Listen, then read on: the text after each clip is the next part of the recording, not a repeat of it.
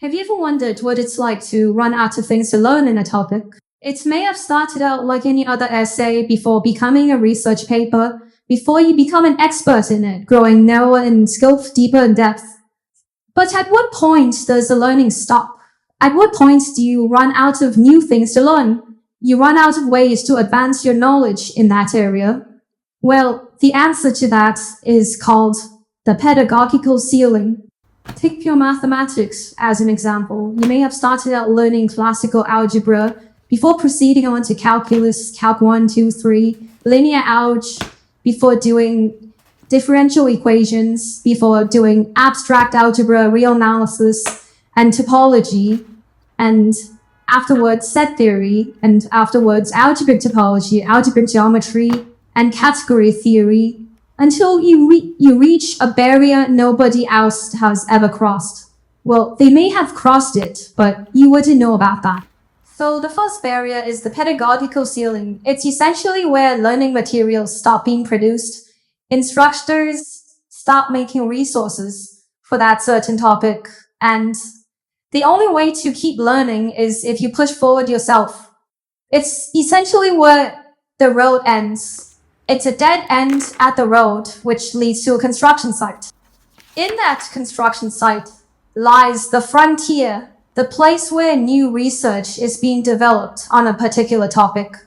And by the time you arrive here, you'd be so well immersed and advanced in knowledge that you'd make up 0.1% of the fraction of learners in that same area as you.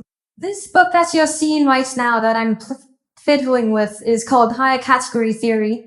It's got a very excruciating and daunting prerequisite list and sub-prerequisite list, and it assumes that even graduate or undergraduate math would be, undergraduate math would be so elementary to this book that it's laughable. Take notice of the second book, Classical Electrodynamics. Well, this is an older book. It's very far from the ceiling, but it's pretty advanced. It's doctoral level, and it's that in the realm of physics other than mathematics. And we can repeat this trend and pattern for every single discipline, STEM or humanities. Beyond that, let me log on and show you what comes after. So Springer is a website that I'm really fond of, and I have a lot of books from them, but here is where the present research lies. And this is way past the pedagogical ceiling at this point, and way past the frontier where new knowledge is actually being created and shared. But take caution though. A lot of these articles are, many of them, not singling anyone out, are going to be redundant and low value stuff, as somebody on Discord has pointed out to me. But all in all, you get a good idea what I'm saying. Knowledge does not stop and end with textbooks. It keeps going and going and going until you hit an end, until you reach the forest zone of the urban sprawl.